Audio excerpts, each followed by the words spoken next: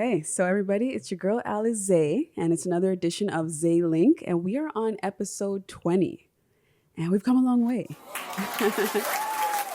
Yes, and all the amazing guests that helped to make it possible. And Zae Link again is a show about sensuality, sexuality. We cover social issues. We talk about social media, current norms, and all the above. So I have an amazing guest with me that I'm going to introduce shortly, but why don't we run that track first?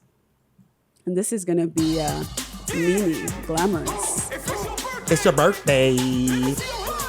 Okay. We played that one out a little long because when you start hearing bars and lines, you just kind of want to hear what's the next line that they're going to come out with. So definitely follow Nene Glamorous on Instagram. That song is fire. And the video's pretty dope too.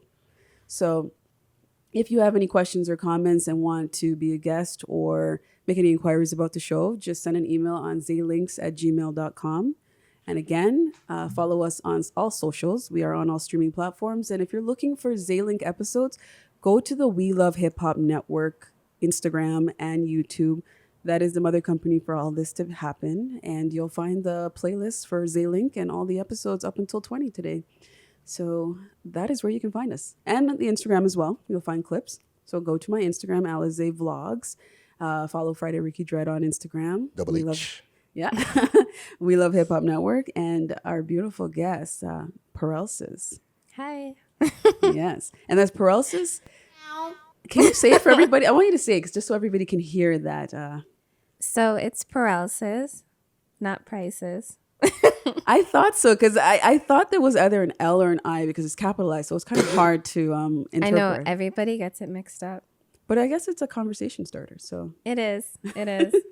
That's pretty cool to get people talking just about your name, Their names on their mouths and their minds just from looking at it. But I'm here with Prlcez, and she is a model, vixen, editor, stylist, brand ambassador, and what else am I leaving out?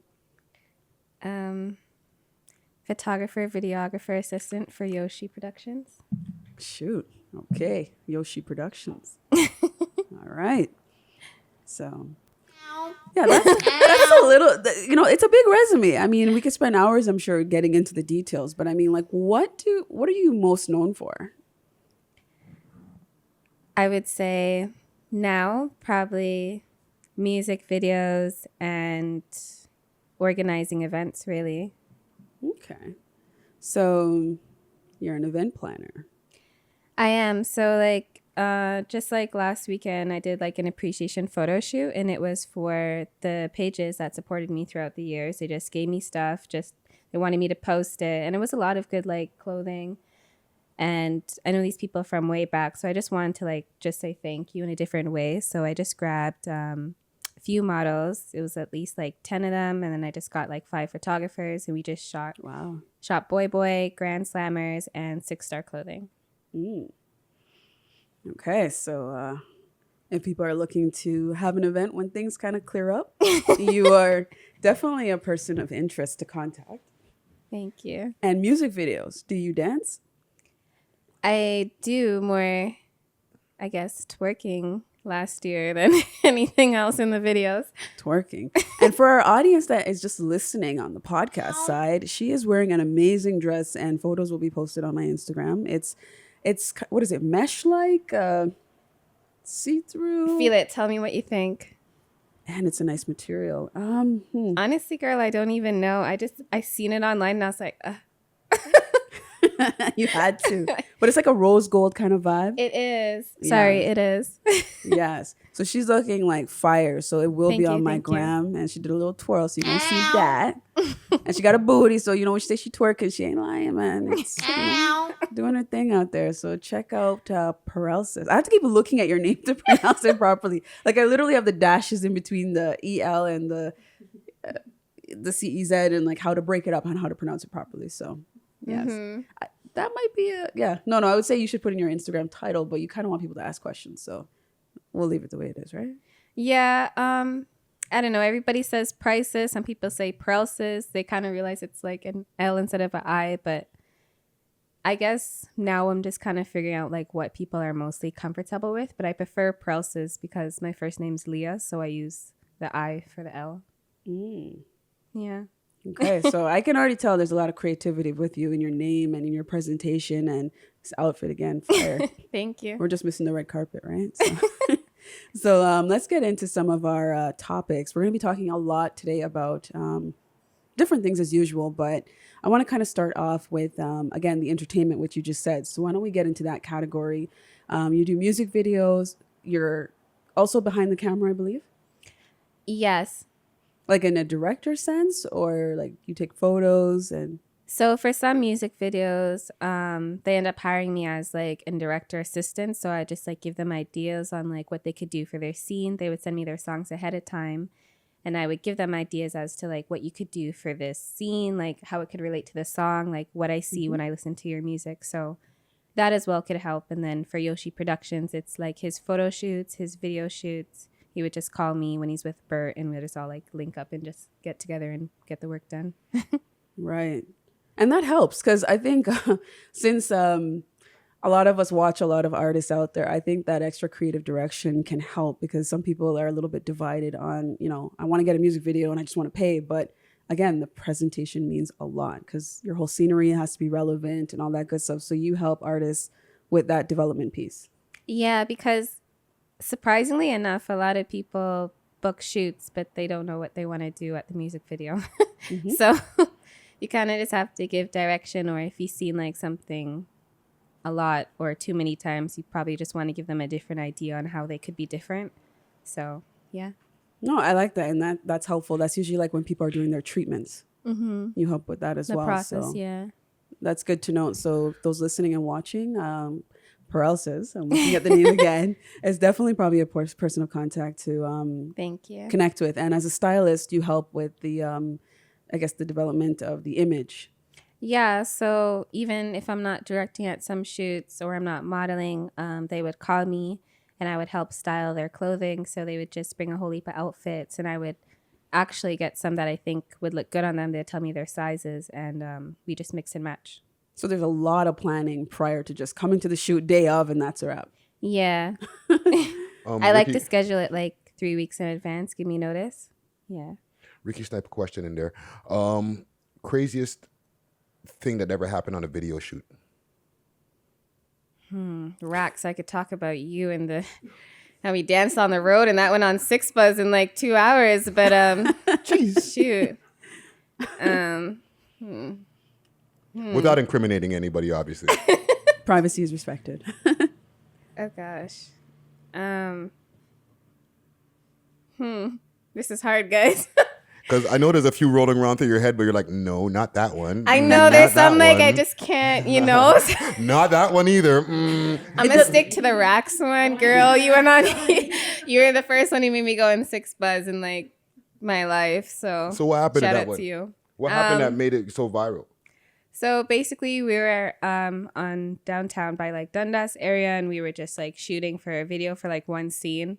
And then we kind of thought it was funny to just like finish it off on the road. So I suggested to her, I'm just like, let's go on the road and just start dancing. Like, just stop all the cars and just start dancing. Like, who cares? It's an intersection. Like, let's just go. Everyone's going to honk us. We're going to get views. Like, let's do it. Viral moments. So we all ran outside, and what was the dress it was code? gay.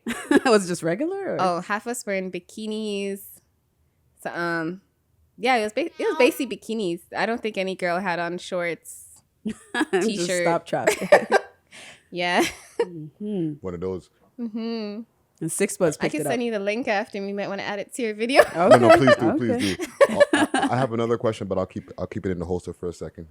Keep going, Zay. You did the gun thing too. Holster. So you're also a brand ambassador. So what would that entail? So you're rocking a lot of popular brands out there, or like you connect people with ambassadors. Like what is that?